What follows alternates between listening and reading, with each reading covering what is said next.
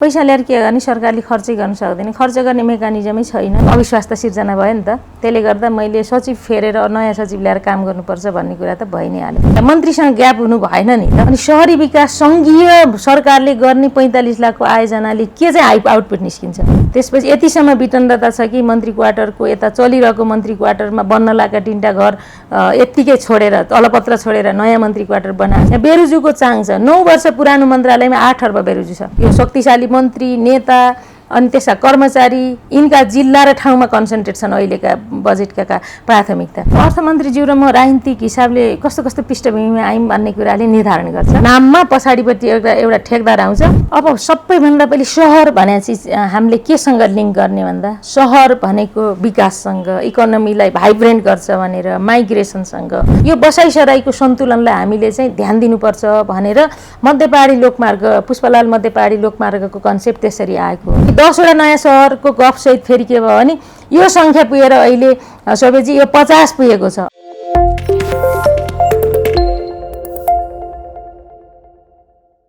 यहाँ मन्त्री हुनुभएको 2 महिना भयो कस्तो रह्यो यहाँको कार्यकाल यो अवधिमा कार्यकालको हिसाबले मूल्याङ्कन गर्ने बेला त भएको छैन होला तर 2 महिनामा 1 महिना त करिब यो कोरोनाकै कारणले कोरोना निमोनिया आदि इत्यादिको कारणले बिरामी भएरै सुतेँ अनि यो पछिल्लो 1 महिना मेरो अब वर्किङ डेजको हिसाबले त 20-22 दिन काम गरियो होला 20-22 दिन पनि गरिएन होला किनभने दसैँ तिहार यही बिचमा भए जति दिन काम गरेँ यो कतिपय सफ्टवेयरमा गरेका कामहरूको परिणाम निस्किन टाइम लाग्छ त्यसो भएर मैले यो मन्त्रालयलाई समग्र यसको बारेमा यसका कामको कार्यक्षेत्र यसले निर्धारण गरेका प्राथमिकता नेपाल सरकारका प्राथमिकता अनि त्यसपछि हामीले लिनुपर्ने अबको बाटोको सन्दर्भमा जे जति अध्ययन गरेँ त्यसपछि केही सब्स्टान्टिभ निर्णयहरू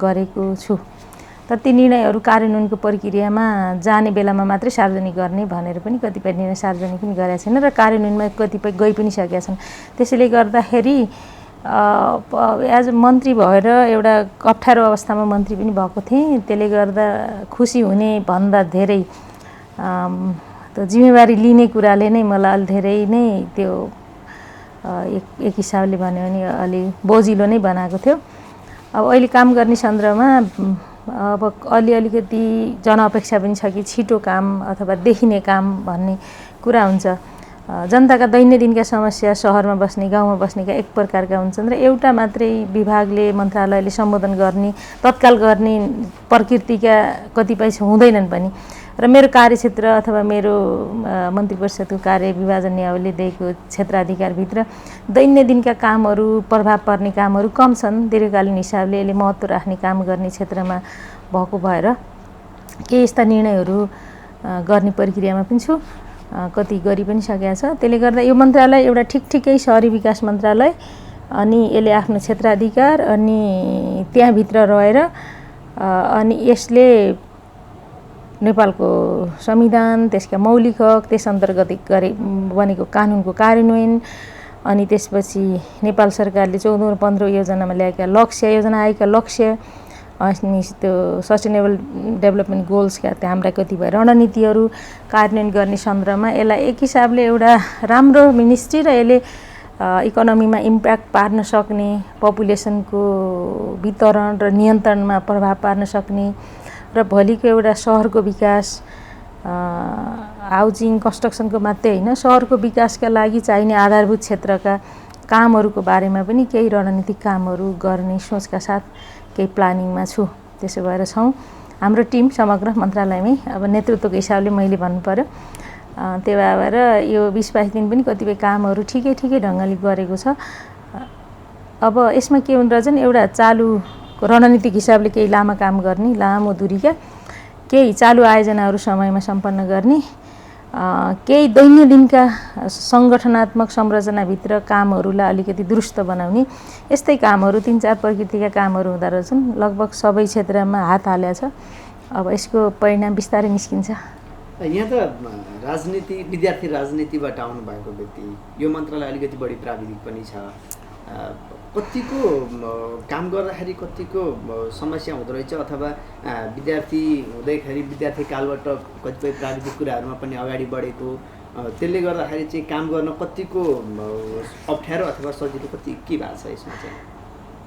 अब मैले राजनीतिक नेतृत्व गर्ने हो, समन्वयको काम गर्ने हो, कानुन र नीतिमा भएका कामले निर्दिष्ट गरेका कामहरू गर्नुपर्ने हुन्छ।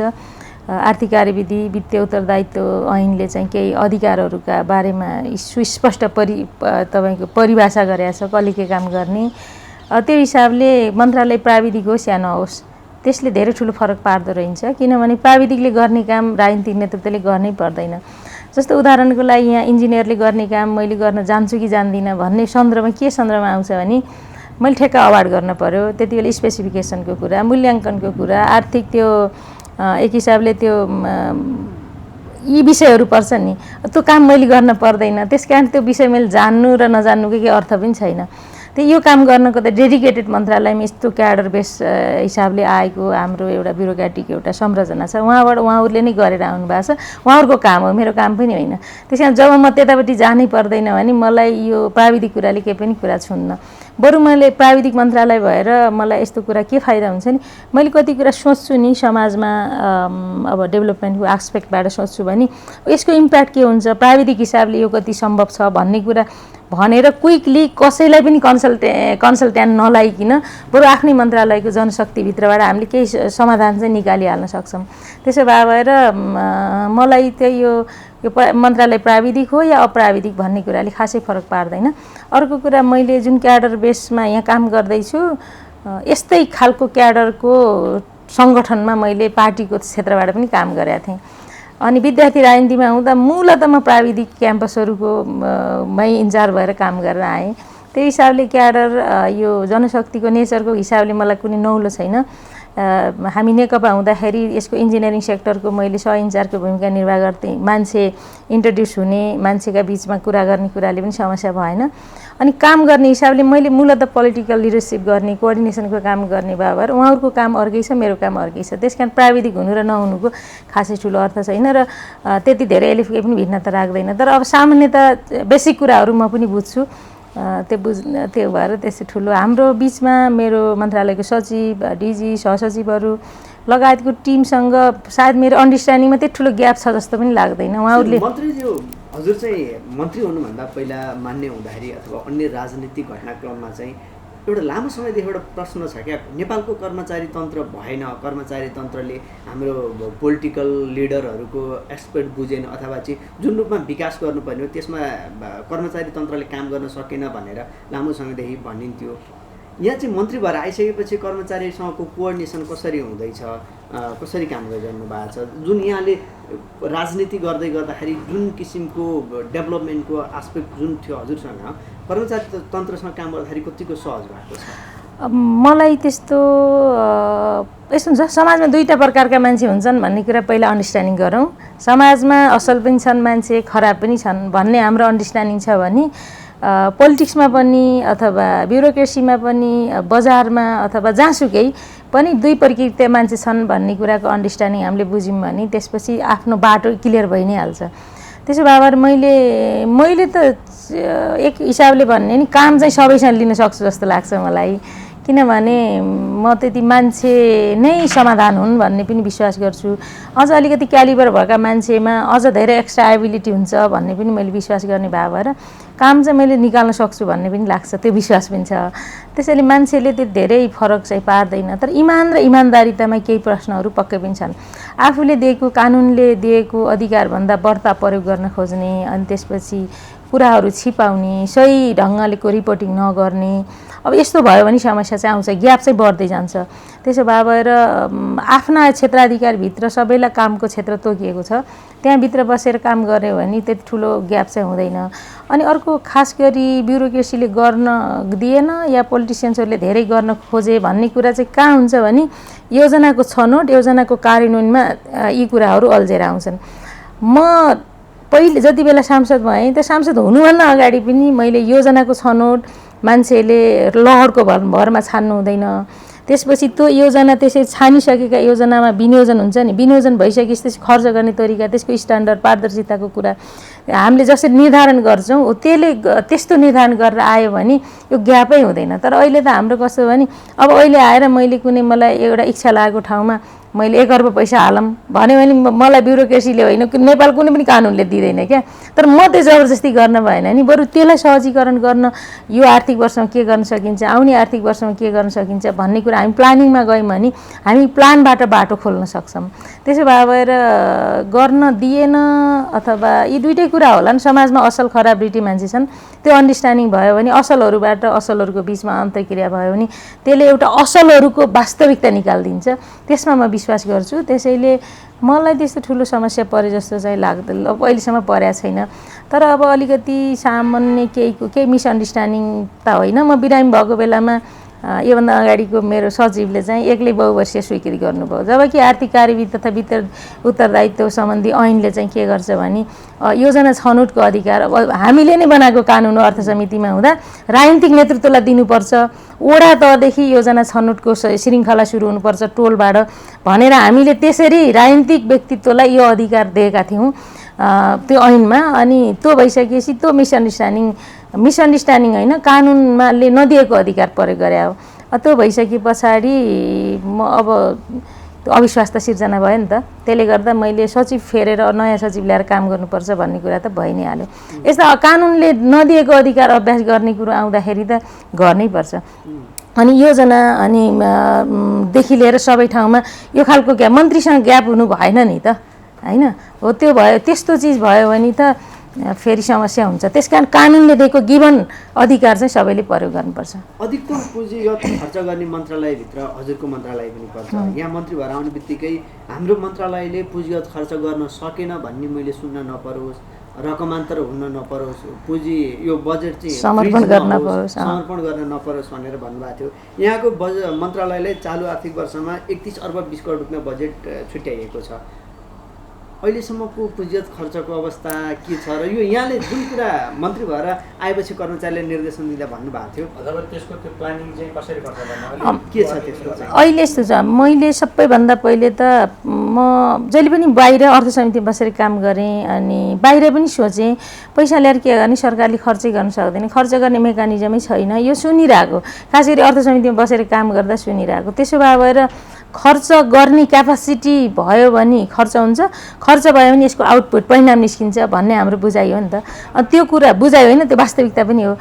अनि त्यो भएको कारणले विकासे मन्त्रालयहरूले चाहिँ खास गरी यस्ता कुरामा ध्यान दिनुपर्छ भन्ने कुरा हो। अनि त्यसो गर्दा कुरो सुरु चाहिँ योजना छनौटबाटै आउँछ। हामीले सही योजना छनौट गरेका छौँ, त्यसको चाहिँ गर्नुपर्ने योजना ब्याङ्कमा प्रविष्ट हुनुभन्दा अगाडि गरिनुपर्ने बेसिक कामहरू गरेर आएका छौँ। जस्तो आइएआई गर्नुपर्ने छ भने, स्वीकृति लिनुपर्ने छ भने लिइसक्ने, साइट क्लियरेन्स जग्गा अधिकरणदेखि लिएर यी जम्मै काम गरेर हामीले जस्तो अब ठुला आयोजना छन् भने डिपिआर, सानो आयोजना छन् भने सामान्य अध्ययन सहितको प्रतिवेदन, केही चिज हुन्छ नि गर्नु योजना छान्नुभन्दा अगाडि पूर्ववत शर्तहरू हो। त्यो शर्तहरूको अधीनमा रहेर योजना छानिएको छ भने यो राम्ररी काममा गइहाल्छ, टेन्डर लाग्ने अवस्था हुन्छ। यो केही नगरिकन कहाँदेखि कहाँसम्म बाटो हो भन्ने पनि नभनिकन तपाईँको पैसा हालेको छ भने खर्च हुँदैन। त्यही भएर योजना छनौट कस्तो छ भन्ने आधारमा खर्च हुन्छ कि हुन्न भन्ने कुराको निर्धारण हुने गर्छ। त्यसो भएर म कहाँ पनि अहिले के थियो भने योजनाहरू 1 लाखका डिपिआरहरू छन्, तर 1 लाखका डिपिआर छन् अनि 45 लाखका योजना छन्।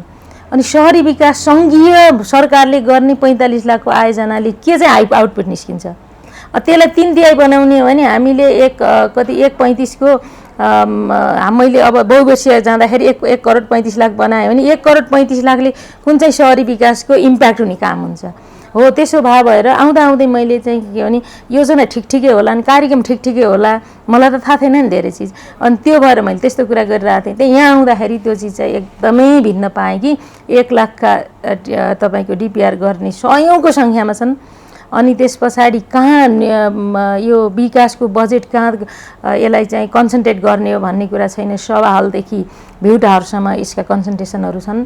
त्यसपछि यतिसम्म विटन्डता छ कि मन्त्री क्वार्टरको यता चलिरहेको मन्त्री क्वार्टरमा बन्न लागेका 3टा घर यत्तिकै छोडेर अलपत्र छोडेर नयाँ मन्त्री क्वार्टर बनाएको छौँ। त्यसले नयाँ दायित्व सिर्जना यता दायित्व सिर्जना गर्यो, उता नयाँ बिल्ड हुँदैछ।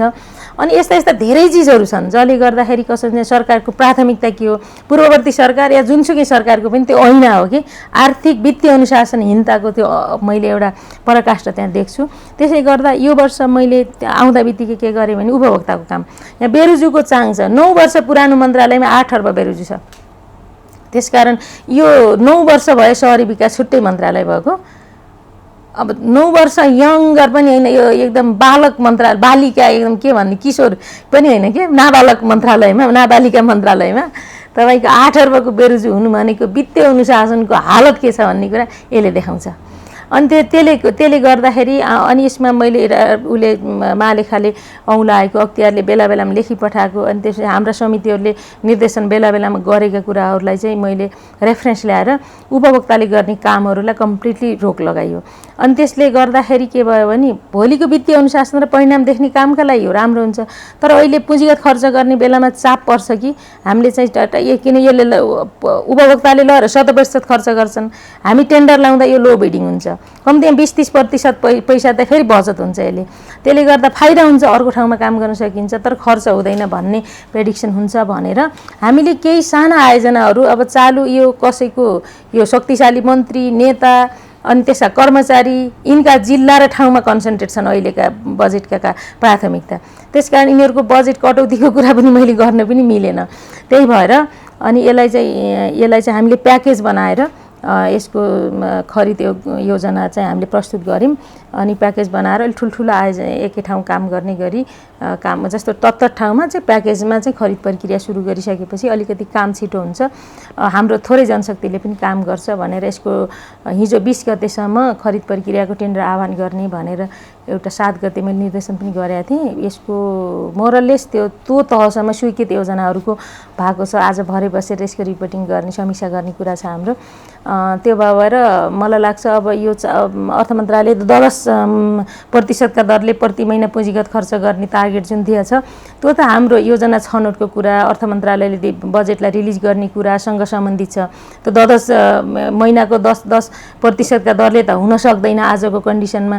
यदि यस्तो गर्ने हो भने हामीले बहुवर्षीय ठुलो आयोजना छनौट गरेर अनि त्यसपछि साउनमा पनि भदौमा पनि कन्टिन्युअस काम हुने अवस्था सिर्जना गर्नुपर्छ, अदरवाइज त्यसरी हुँदैन। तर पनि हामीलाई 4 महिना हामीले बिताइसकेका छौँ। अहिले 10% भन्दा तल हाम्रो पुँजीगत खर्च छ भने हामीले फेरि पनि असन्तुलित नै गर्छौँ, तर गर्न त गर्छौँ। त्यसो गर्दा अहिलेलाई यसलाई ध्यानमा राखेर पनि यी सबै कुरा टेन्डर खरिद प्रक्रियामा अब ई बिडिङमै जान्छन्, खरिद प्रक्रियामा गएको छ र यसपछि चाहिँ कर्मश कामहरू पुँजीगत खर्चहरू पनि गर्दै जाने भन्ने कुरा छ। मन्त्रीज्यूले जुन हजुरले चाहिँ उपभोक्ता समिति मार्फत गर्ने कामहरू रोक्ने भन्ने कुरा गर्नुभयो, तर अर्थमन्त्रीज्यूले चाहिँ बजेट ल्याउँदा नै श्रम सहकारी मार्फत 10 करोडसम्मको काम चाहिँ निर्माणको काम चाहिँ गर्ने भनेर भन्नुभएको थियो। यो अर्थमन्त्रीले बजेटमा ल्याएको कुरा एक थरी, हजुरले भनेको कुरा एक थरी, यो अलिकति कुरा मिलेन नि, यसमा कोर्डिनेसन नभएको अथवा के हो यो चाहिँ? जस्तो अर्थमन्त्रीज्यू र म राजनीतिक हिसाबले कस्तो कस्तो पृष्ठभूमिमा आयौँ भन्ने कुराले निर्धारण गर्छ। जस्तो उहाँलाई पनि मलाई पनि त्यो बेला त्यस्तो लाग्थ्यो, उहाँलाई पनि त्यो अर्थमन्त्रीज्यूलाई पनि त्यस्तो लाग्छ कि श्रमका एकदम सहकारी मोडेलबाट पब्लिकले जनताले आफ्नो पार्टिसिपेसनमा काम गरून्, उनको त्यसको दीर्घ के भन्छ यो दिगो विकास पनि होस्, सहभागिता पनि होस्, भोलि त्यसलाई चाहिँ त्यो एउटा के भन्छ मेन्टेनेन्सको हिसाबले मर्मतको हिसाबले पनि जनता नागरिकहरू अथवा त्यो समुदायहरू त्यसमै सहभागी हुन् भन्ने रोजगारी सिर्जना होस्, गरिबीलाई निवारण होस् भन्ने कुराले अर्थमन्त्रीले पनि त्यसो भन्नुभयो हो। यो अहिले अर्थमन्त्रीले भन्नुभएको कुरा 51 सालतिर त्यत्तिकै महत्त्वपूर्ण थियो कि नेकपा एमाले आफ्नो गाउँ आफै बनाउको कार्यक्रम ल्याउने बेलामा हामीले जनताको पब्लिकको सहभागिता, पब्लिकको श्रम, पब्लिकलाई चाहिँ जनतालाई रोजगारी सिर्जना गर्ने, गरिबी निवारणमा चाहिँ टेवा पुर्याउने, जवाफदेहिता बनाउने, पब्लिक हेरिङ मार्फत जवाफदेही बनाउने, अनि त्यसको दिगो विकासको लक्ष्य पनि दिगो विकास पनि त्यसले किन हुन्छ, दिगो पनि कुनै पनि विकास किन हुन्छ भने त्यसले मर्मत समुदायले गर्छन् भनेर 6-7 वटा उद्देश्य राखेर हामीले यो उपभोक्तालाई दिने भनेका थियौँ। अहिले आएर के भयो भने पब्लिकको लोकलको अथवा पब्लिकको पार्टिसिपेसन 0। यदि पार्टिसिपेसन छ भने पनि उपभोक्ता समितिको नाममा पछाडिपट्टि एउटा ठेकदार आउँछ अनि ठेकदारले चेक जम्मा गरिदिन्छ सहभागिताको अनि उपभोक्ताले लगेर ठेक्कै लाउँछन्। अनि उपभोक्ताले ठेक्का लाउनु भन्दा चाहिँ सरकारले सिधै ठेक्का लाउनु चाहिँ सरकारलाई फाइदा हुन्छ। उसले ट्याक्स पाउँछ, भ्याट पाउँछ, 1.5% त उसले टिडिएस पाउँछ, 13% भ्याट पाउँछ, लो बिडिङ हुन्छ। त्यसले गर्दा त्यहाँ छुट्याएको पैसाभन्दा हामीले थप काम पनि गर्न पाउँछौँ। त्यसो भएर उपभोक्ता आफै स्वयंले काम गरेर लाभान्वित हुने अवस्था छैन कि उपभोक्ताले लगेर पनि टेन्डरै लाउने हो भने यो रोक्नु अनिवार्य थियो। धेरै पटक मालेखाले यो कुरा भनेछ। अनि अर्थमन्त्रीजीले भनेको कुरा 10 करोडसम्मको यसो गर्नुपर्छ कि भने चाहिँ उद्देश्य यो हो। तर 10 करोडको परियोजना लगेर कुटो कोदालो गैँटीले त हुँदैन। उपभोक्ताले गर्ने काम चाहिँ मेसिनरी प्रयोग नगर्ने भने हो, श्रमशक्ति लगाउने भने हो। श्रमशक्ति लगाएर अहिले केही पनि काम हुँदैन। श्रमशक्ति मेसिनरी इक्विपमेन्ट बाहेक चाहिँ अरू न बाटो खन्न, न पुल यसो बनाउन, न ड्याम बनाउन, जेमा पनि मेसिनरी चाहिन्छ भने पब्लिकको दानले हुने चाहिँ 2-5 लाखका योजना बाहेक श्रमदानबाट खासै प्रभावकारी ढङ्गले हुँदैनन्। त्यसले मेसिनरी इक्विपमेन्ट लाउनु पर्ने भयो भएर त्यसैले त्यो चाहिँ उहाँले त्यो कुरा ल्याए पनि त्यो प्रभावकारी चाहिँ हुँदैन भन्ने नै हाम्रो र त्यो वित्तीय अनुशासन पनि त्यसले पालना गर्न सक्दैन। आज काहीँ पनि पब्लिक हियरिङ भएर त्यसलाई चाहिँ त्यही फरफारक गर्ने भएपछि न अडिट गर्न नजाने भने हो। तर त्यहाँ ठेक्का लागेको छ भने त अडिट गर्न पर्यो नि त हो। यस्ता कुराहरूले गर्दाखेरि चाहिँ यी त्यति तालमेल नमिलेको भन्दा पनि अर्थमन्त्रीको मनसाय सदाशय त एकदमै लोकल सहभागितामा काम गर्नुपर्छ भन्ने हो। तर आजको गिभन कन्डिसनले के भन्दैन भने लोकल यो सहभागिता श्रममा मात्रै आधारित भएर काम गर्न सम्भव छैन ठुल्ठुला आयोजना। त्यसो भएर यो अब अलिकति डेभलपमेन्ट मिनिस्ट्रीहरूले चाहिँ अब उपभोक्ताका कामहरू करिब अब कसैले पनि गर्दैनन् जस्तो लाग्छ। अब लोकल लेभल वडा तहमा गर्नुपर्छ। स्थानीय सरकारको पनि गाउँपालिका तहमा चाहिँ बाटो बनाउने यो गर्ने चाहिँ नगरपालिकामा पनि उपभोक्ताबाट त्यति प्रभावकारी हुन्छ जस्तो लाग्दैन मलाई। त्यसरी काम गर्यो भने चाहिँ हुनसक्छ जस्तो लाग्छ। अब यो पछिल्लो समयमा चाहिँ विभिन्न खालका सहरहरूको परिकल्पना भइरहेछ। जस्तै स्मार्ट सहर भयो, नयाँ सहर भयो, मेगा सहर भयो। जस्तै यो चालु आर्थिक वर्षको बजेटले पनि 50वटा भन्दा चाहिँ बढी नयाँ सहर, स्मार्ट सहर बनाउने भनेर बजेटमा उल्लेख गरेको छ। तर हालसम्म चाहिँ कुनै पनि त्यस्तो खालको सहरहरू पुरा भइसकेको अवस्था छैन। अब यसलाई चाहिँ यहाँले कसरी काम अगाडि बढाउनु? अब सबैभन्दा पहिले सहर भने चाहिँ हामीले केसँग लिङ्क गर्ने भन्दा सहर भनेको विकाससँग, इकोनोमीलाई भाइब्रेन्ट गर्छ भनेर, माइग्रेसनसँग, जनसङ्ख्याको बनोटको नियन्त्रण र सन्तुलनसँग सम्बन्धित कुरा छ। सहरीकरण भने सहरीकरणको कुरा होइन। पुल एन्ड पुस फ्याक्टरहरूमा जसरी बसाइसराई हुन्छ भनेर भनेका छौँ नि हामीले, हो त्यो सिद्धान्तमा हामीले के चिजले पुल गर्यो, के चिजले पुस गर्यो भनेर हामी भन्छौँ नि। जहाँ अभाव छ, गरिबी छ, त्यसले पुस गर्यो, त्यो गरिबीले पुस गरेर मान्छे बसाइसराई गरे। जहाँ अवसर छ, शिक्षा, स्वास्थ्य, रोजगारी सबै चिजको अवसर छ, आजभन्दा सुखद जिन्दगी छ, त्यसले चाहिँ त्यो पुल फ्याक्टरले काम गरेको भएर मान्छे बसाइसराई गर्छन्। बसाइसराई गर्ने कारणले के छ भने हाम्रो जनसङ्ख्या असन्तुलित भयो। पहाडबाट बसाइसरेर मान्छेहरू तराईतिर खेतीयोग्य जमिनहरू चाहिँ कङ्क्रिटका जङ्गल बन्ने, त्यो अव्यवस्थित ढङ्गले बन्ने, उपत्यकाहरू पनि त्यसै गरी कङ्क्रिटका पहाड बन्ने। त्यसो हो भने यो बसाइसराईको सन्तुलनलाई हामीले चाहिँ ध्यान दिनुपर्छ भनेर मध्यपहाडी लोकमार्ग, पुष्पलाल मध्यपहाडी लोकमार्गको कन्सेप्ट त्यसरी आएको।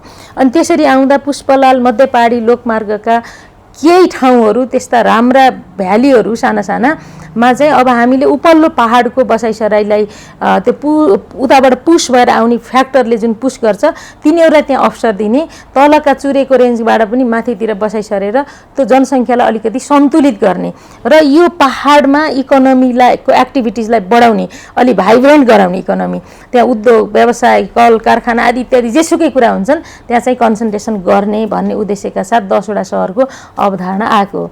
तर दुर्भाग्य 10वटा सहरलाई कम्प्लिटली बजेट चाहिँ हामीले विनियोजन गरेनौँ, गफ मात्रै गऱ्यौँ, त्यहाँ बजेटको विनियोजन भएन, काम धेरै अगाडि बढेन, थोत्थरै बजेट विनियोजन भयो, काम चाहिँ हुन सकेन।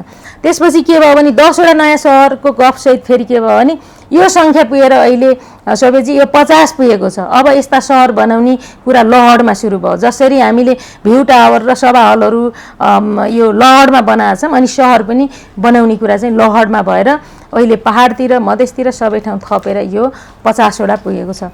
त्यसकारण यो के हो भने अगाडि जे उद्देश्य राखेको थियो त्यो उद्देश्यलाई फलो गर्ने गरी काम चाहिँ भएन र अब मलाई पनि चाहियो तपाईँलाई पनि चाहियो जम्मैले लहडमा त्यहाँ कुनै फिजिबिलिटी हेर्नु छैन त्यसले चाहिँ जनसङ्ख्यालाई के वितरणलाई के असर पर्छ इकोनोमीमा त्यसले के इम्प्याक्ट पार्छ डेभलपमेन्टमा के इम्प्याक्ट पार्छ त्यसो कुनै त्यो विस्तृत अध्ययन बिना अनि होचुवामा सहरहरू घोषणा गर्दै गयौँ पहिला 10वटा भए फेरि 15वटा थप्यौँ तपाईँको 25वटा भए फेरि 2टा थप्यौँ 27वटा भए फेरि अहिले 23वटा थपेर त्यो 50-52वटा पुऱ्यायौँ तर म चाहिँ मैले के गर्छु भने मैले मेरो मन्त्रालयको टिम खास गरी मेसिनरी त यही हो नि काम गर्ने हामीले चाहिँ यसपटक मल्टी इयर्सका केही मिल्छ सके त 35वटासम्म अब हाम्रो बजेटको सीमा छ भएन भने हामीले अलिकति केही सहरहरूलाई चाहिँ ठुलो सङ्ख्यामा अलिकति बजेट विनियोजन गरेर कम्तीमा हामीले सुरु गऱ्यौँ भने त काम त कुनै दिन त सकिन्छ नि त त्यो हिसाबले केही यस्ता इकोनोमिक सहरहरूका बारेमा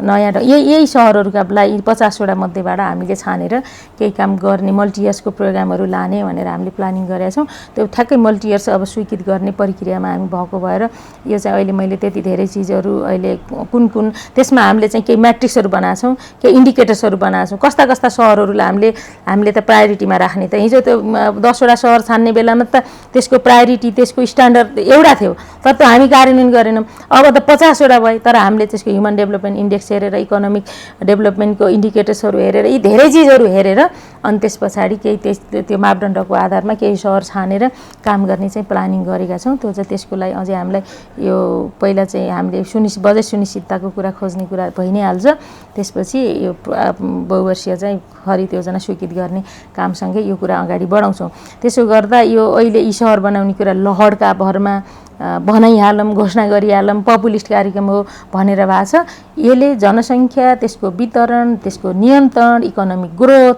अनि त्यसो भाइब्रेन्ट सिटी यो हिसाबले चाहिँ त्यसरी मान्छेले चाहिँ विश्लेषण गरेर नभनेको भएर यी लठीभद्र छन् अझ तपाईँले सुन्दै जानुभयो भने त बजेटको किताब बजेट भाषणमा त स्मार्ट सहर नयाँ नगर स्याटेलाइट सहर अनि त्यो डिजिटल सहर सोन के नाम छन् अब यी चाहिँ यी बेकारका सुने जानेका नामहरू हुन् सुने जानेका शब्द जब इन्ट्रोड्युस हुन्छ नि मान्छेले त्यसपछि कार्यक्रममा राखेको छ त्यो बनाउनको लागि बेसिक त्यसका कम्पोनेन्टहरू के हुन्छन् त स्मार्ट सिटी भनेको के हो र त्यसका बेसिक कम्पोनेन्ट हामीले के बनाउँछौँ कति बजेटको विनियोजन हुन्छ त्यो सरकारले मात्रै गर्छ कि त्यसलाई प्राइभेट सेक्टरलाई पार्टिसिपेट गराउँछौँ अथवा त्यो के हो भन्ने कुरा चाहिँ कुनै मोडालिटी बिना यी घोषणा गरिएका छन् तर अहिले चाहिँ यी विषयहरू केही मोडालिटी सहित केही काम गर्न सकिन्छ कि हामीले चाहिँ अध्ययनको प्रक्रियामा छौँ यो विषय चाहिँ हामीले मेरो यहीसँग रिलेटेड एउटा प्रश्न चाहिँ जस्तै हामीले साना खालका स्मार्ट सिटीहरू बनाउने भनेर विगत करिब 5 वर्ष यता चाहिँ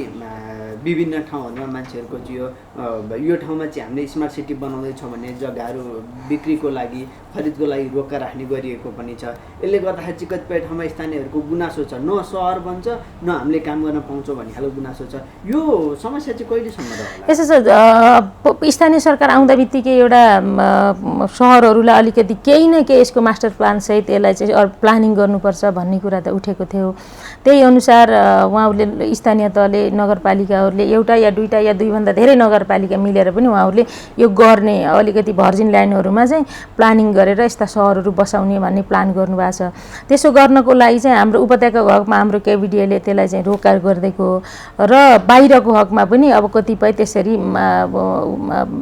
त्यसलाई चाहिँ अलिकति मार्किङ चाहिँ गरेको छ तर त्यो प्रक्रिया पुरा गर्नको लागि हाम्रो मोडालिटीको कुरा फेरि पनि आइहाल्छ कि त्यो पब्लिकसितको पार्टिसिपेसनमा हो अथवा त्यो चाहिँ सरकारले गर्ने हो भन्ने कुराको मोडालिटी टुङ्गाइदिनुपर्छ र अर्को त्यसपछि हामीले केही कानुनको स्ट्यान्डर्ड बनाएर काम गऱ्यौँ भने यस्ता कामहरू पनि गर्न चाहिँ सकिन्छ र अहिले यता यो नयाँ यो स्मार्ट सिटी काठमाडौँका 4वटा कर्नरमा बनाउने भन्ने कुरासँग सम्बन्धित यी विषयहरू उठेका छन् तर सुरुमा स्थानीय तहले पनि उहाँहरूले इनिसिएटिभ दिनु भएन खासमा उहाँहरूले पहल कदमी पनि अलिक भने जति दिनु भएन भन्ने नै छ यहाँ अब अहिले अब स्थानीय को निकायको तहको चाहिँ कार्यकाल पनि सिद्धिन लाग्यो अब इलेक्सनको मुखमा पनि आउँदैछौँ त्यही भएर उहाँहरूले पनि अहिले तात्नु भएको छ यही तातेको बेलामा केही न केही कुरा गरौँ भन्ने चाहिँ हामीले पनि सोचेका छौँ मन्त्रीज्यूलाई मेरो अन्तिममा एउटा प्रश्न तपाईँ शहरी विकास मन्त्री हुनुहुन्छ यति लामो राजनीतिक ब्याकग्राउन्डबाट आउनुभयो विभिन्न किसिमका घटनाहरू देख्नुभयो एउटा मन्त्रीको हिसाबले सुन्दर सहरको परिकल्पना गर्दाखेरि कस्तो सहरको परिकल्पना गर्नुभएको छ यहाँले? यस्तो छ, म राजनीतिमा आउँदाखेरि मैले गरिबीका अभावका दुःखका गफ गर्दै आएँ र त्यो जिन्दगी फेर्नपर्छ भनेर लाएँ।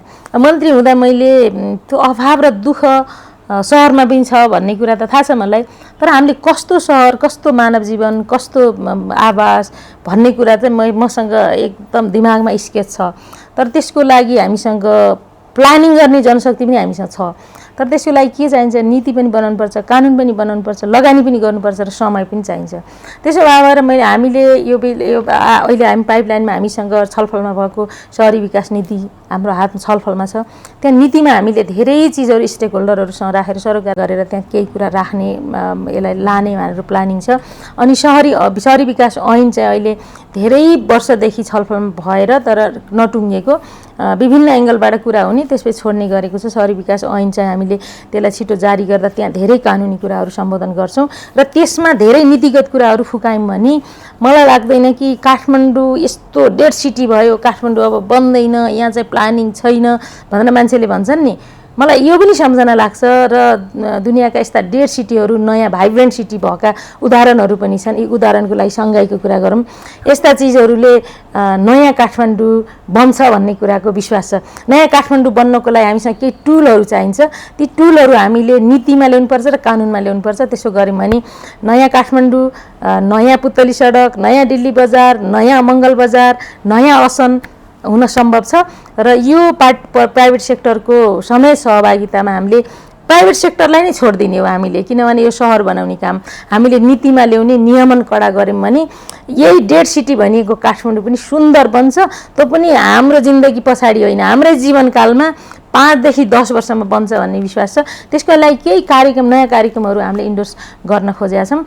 त्यो भयो भने चाहिँ एकदमै हाम्रो यो प्लानिङ पर्मिटका कुराहरूसँग सम्बन्धित, मापदण्डका कुराहरूसँग सम्बन्धित बाटो, सहर, सडक र यसको स्ट्यान्डर्ड हुन्छ भन्ने कुरामा विश्वास छ। तर भूकम्पपछि जुन एकीकृत बस्तीका कुराहरू आएको थियो त्यो त हजुरहरूले बिर्सिनु भएको छैन? एकीकृत बस्तीका कुरा चाहिँ तपाईँले पनि उठाउनु भयो। एकीकृत बस्तीको मिश्रित खालको एउटा परिणाम छ हामीसँग। कतिपय एकीकृत बस्तीहरू जो सहरमा अथवा अलि सानो मार्केट सेन्टरसँग जोडिएकाको सक्सेस स्टोरी छ भने जो नितान्त रुरल एरियामा उनीको हामीले एकीकृत बस्तीको कुरा गरेका छौँ त्यो चाहिँ असफल छ। किनभने किन असफल छ भने कुनै जोखिमपूर्ण बस्तीमा उसको घर, खेत, खेती, बारी, पशुपालन, कुखुरा पालन, बाख्रा पालन थियो, त्यो चाहिँ जोखिममा पर्यो र ती मान्छेलाई हामीले एकीकृत बस्तीको नाममा यता ल्याएर राख्यौँ। तर उसको मिन्स अफ प्रडक्सन चाहिँ यहीँ रह्यो, उसको खेतीबारी, कुखुरा बाख्रा पाल्ने काम यहीँ रह्यो। त्यसपछि यहाँ मान्छे सारेर मात्रै मान्छेको जीवन चलेन, मान्छे फेरि फर्केर यति आउने अथवा यहाँ यो पनि बसाइ जति सुविधा सम्पन्न गरे पनि एकीकृत बस्ती छोडेर हिँड्ने अवस्था सिर्जना भयो भएर अलिकति इकोनोमिक एक्टिभिटिज हुने, अलिकति बजार केन्द्रसँग नजिक भएका एकीकृत बस्ती बाहेक अरूको सफल कथा छैन। त्यसले गर्दा यो एकीकृत बस्ती नै एकदम सेवा सुविधाका शर्तहरू पुरा गर्ने अचुक चिज हो भन्ने कुरा चाहिँ उनीहरूको जीवन निर्वाहको प्याटर्नमा हामीले छलफल नगरिकन ग्रामीण एकीकृत बस्तीका कुरा चाहिँ गर्नु त्यति सान्दर्भिक हुँदैन रहेछ भन्ने कुरा चाहिँ हाम्रो मेरो चाहिँ अन्डरस्ट्यान्डिङ छ। यहाँको चिज हेरेर लगभग हाम्रो मन्त्रालयको टिमको पनि त्यस्तो अन्डरस्ट्यान्डिङ छ जस्तो लाग्छ। त्यसो भएर यो जोखिम यो भूकम्पको मात्रै होइन, बाढी पहिरोको कारणले पनि एकीकृत बस्तीको जुन कुरा आछ त्यो चाहिँ हामीले मिन्स अफ प्रडक्सनलाई के गर्छौँ र जीवन कसरी चल्छ भन्ने कुरालाई निर्धारण गरिसकेपछि हामी मान्छे कहाँ बस्छ भन्ने कुराको निर्क्योल गर्न सक्छौँ। त्यसले गर्दा उसले कहाँ पढ्छ, के रोजगारी गर्छ, उसको सेटलमेन्ट के हुन्छ भन्ने कुरासँग जोडिन्छ। त्यसो भएर यो विषय भएको भएर अब यो चाहिँ एकदमै छलफलमा डिबेटेबल इस्यु नै हो जस्तो लाग्छ। अगाडि तपाईँले मलाई भनेको तपाईँले पुँजीगत खर्च गर्नुहुन्छ कि गर्नुहुन्न भन्ने सन्दर्भमा केही प्लानिङहरू गरेका छौँ, त्यसले चाहिँ हाम्रो कामलाई हामीले जुन रफ्तारमा लान खोज्दैछौँ त्यसले गर्दा त्यो पुँजीगत खर्च त हाम्रो मन्त्रालय गर्न काफी सक्छ जस्तो लाग्छ। अनि अर्को 10 महिनामा 10% दरले पुँजीगत खर्चको जुन गर्न पर्ने भन्ने अर्थ मन्त्रालयको कुरा छ, 10% दरले गर्नको लागि यस्तो प्रकृतिको योजना छनौट र योजना कार्यान्वयनको यो तरिका भएसम्म चाहिँ सम्भव छैन। त्यसकारण जहाँ 5 लाखका 50 लाखका सङ्घीय सरकारले काम गर्ने हो भने 10% चाहिँ आउटपुट चाहिँ आउँदैन। त्यसले गर्दा मल्टियर्सका ठुला प्रोग्रामहरू इम्प्याक्ट गर्ने इकोनोमीमा, पपुलेसनमा अनि त्यसै विकासको पूर्वाधारमा देखिने कुरा भयो भने समग्रमा मान्छेको जीवनमा यी सबै चिज देखिने गरी काम भयो भने मात्रै यता 10% हाम्रो खर्च पनि हुन्छ। त्यसो हुँदा अर्थ मन्त्रालय समयमा पैसा रिलिज पनि गर्नुपर्छ, बजारमा पैसा पनि आउँछ, यी जम्मै चिजहरू हुन्छन्। र अर्को कुरा पनि तपाईँलाई ठुलो काम चाहिँ के भने अस्ति हामी त्यो धाप ड्याम हेर्न गएको थियौँ। अब काठमाडौँ राम्रो गराउनुपर्छ भन्ने सबैको छ, कसरी भन्ने कुरा धेरै विज्ञहरूका धेरै आइडिया छन्। एउटा प्रोजेक्टको हिसाबले डेभलप भइसकेको काठमाडौँको माथिको नागमती धाप अहिले हाम्रो आउने समरबाट पानी कलेक्सन हुन सुरु गर्छ र प्रति सेकेन्ड 40 लिटरको दरले हामी बागमतीमा पानी पठाउने र यो सुक्खा सिजनमा बागमतीलाई सफा गर्ने भन्ने हाम्रो प्लान छ। अनि ढलमुक्त बनाउने, बागमती ब्युटिफिकेसन गर्ने आदि इत्यादि यो प्रोजेक्टहरू चलिरहेछन्। त्यसो गर्दा उपल्लो धाप चाहिँ हामीले यही वर्ष पानी कलेक्सन हुन्छ। हामी अस्ति फिल्डमा पनि गएको थियौँ, केही सोसल इस्यु पनि थिए। अनि तल्लो नागमती ड्याम भनेको एकदम बिग र एकदम ड्रिम प्रोजेक्ट छ। एक हिसाबले भन्ने त्यो चाहिँ त्यो गेम चेन्जर भने त्यस्तै पनि हुन्। त्यो 8-9 अर्बको लागतमा यो चाहिँ अलिकति छलफल भएको, एडिबीले यसलाई चाहिँ लोन ऋण सहयोग गर्ने भन्ने कुरा छ। र यो करिब 93.5 मिटर अग्लो चाहिँ हाई ड्याम बनाएर करिब 5 किलोमिटर लामो, तर वाइडर त ठाउँ थोरै धेरै भइहाल्छ, त्यति गराउने र प्रति सेकेन्ड 400 लिटरको दरले बागमतीमा पानी पठाउने गरी बनाउन खोजेको हाई ड्याम हो। त्यसले चाहिँ समरमा 10 मेगावाट र विन्टरमा अथवा सुक्खा सिजनमा 2 मेगावाट बिजुली पनि उत्पादन गर्ने लक्ष्यसहितको त्यो ठुलो एउटा परियोजना छ। त्यो भएर काठमाडौँलाई हामीले ढलमुक्त बनायौँ भने बागमती सुन्दर हुन्छ, बनाउन सकिन्छ भन्ने पनि हाम्रो चाहिँ त्यो एउटा सपना छ। त्यसैको लागि खोलामा पानी हालिसकेपछि पानी सफा हुन्छ, खोलामा एकचोटि सफा गरेर फोहोर हालिएन भने सफा रहिरहन्छ भन्ने मान्यताका आधारमा काठमाडौँको जुन बसोबास गर्ने जति पनि माइग्रेट अथवा लोकल मान्छेहरू हुनुहुन्छ, बागमती, विष्णुमती लगायतका सभ्यताका धरोहरहरूलाई बचाउँ भन्ने अभियान र त्यसलाई सफा सुग्घर राखौँ भन्ने अभियान पनि चलाउनु पर्ने देखिन्छ। त्यति गऱ्यौँ भने काठमाडौँ सुन्दर पनि हुन्छ। अब सहरी गरिबीको अथवा यो समग्र गरिबीको गफ पनि समृद्धिका केही इन्डिकेटरले त्यहाँबाट पाएको प्रतिफल चाहिँ त्यहाँसम्म लाभांश वितरण हुने भए भएर सीमान्त गरिबको मात्रै गफ तिमी किन गर्न छोड्यौ, तिमी त सहरका ठुला घरका ठुला प्रोजेक्टका मात्रै कुरा गर्छौ भन्ने ठाउँमा मान्छेहरूले मलाई डेभिएट भए जस्तो ठानिदिनु भएन। जहाँ समृद्धिको कुरा हुन्छ, समृद्धिबाट प्राप्त गर्ने लाभांश गरिबीले पनि पाउँछ। त्यसकारण यो कुरा यसरी नै यसलाई इकोनोमिक साइकलमा हाल्नुपर्छ भन्ने कुरा हो। त्यसो गऱ्यौँ भने ठिकै हुन्छ जस्तो लाग्छ। अब एकदम सर्ट टाइम छ हामीसँग काम गर्ने, त्यही भएर छिट्टो काम गर्नुपर्छ, मेकानिजमलाई छिटो चलाउनुपर्छ। त्यसै गरी अब हामीसँग स्रोत पनि त्यत्तिकै हुनुपर्छ।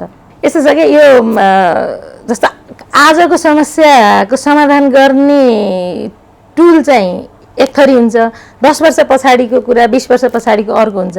हाम्रो समाजका विज्ञ भनेको आजको समाधानको टुल पनि भविष्यकै टुल हो भनिदिन्छन् क्या।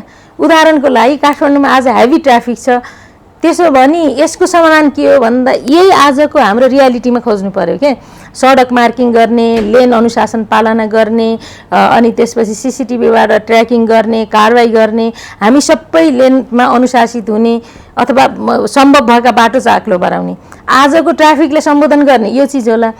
अनि मास भेहिकल्सको कुरा चाहिँ मेट्रो रेल आदि इत्यादिको कुरा चाहिँ हाम्रो लामो समय पछाडिको काम मात्रै हुने भएर यो 10-20 वर्षमा बन्न सक्छ, 10 वर्षमा बनाउन सक्छौँ भन्ने हो नि आजको समाधान चाहिँ 10 वर्षपछि दिन्छु भने त भएन।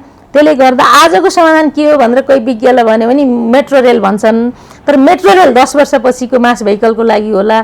तर आज समाधान के हो त भन्दा कोही पनि मान्छेले यो सल्लाह दिएन भन्ने प्रकरणमा मैले बोलेको कुरा हो। र काठमाडौँमा मेट्रो सम्भव छ, काठमाडौँमा मेट्रो सम्भव छ, तर सम्भव यस कारण तर आजको भोलि होइन, यसले समय लिन्छ, यसको लगानी धेरै चाहिन्छ। यसमा यो भएर मैले यसको छलफल चाहिँ अर्कै चिज हो, आजको ट्राफिक अर्कै चिज हो भन्ने सन्दर्भमा भनेको कुरा हो। यो clickmando.com लाई यहाँको महत्त्वपूर्ण समय दिनुभयो, धेरै धेरै धन्यवाद। धन्यवाद सबैजी तपाईँलाई।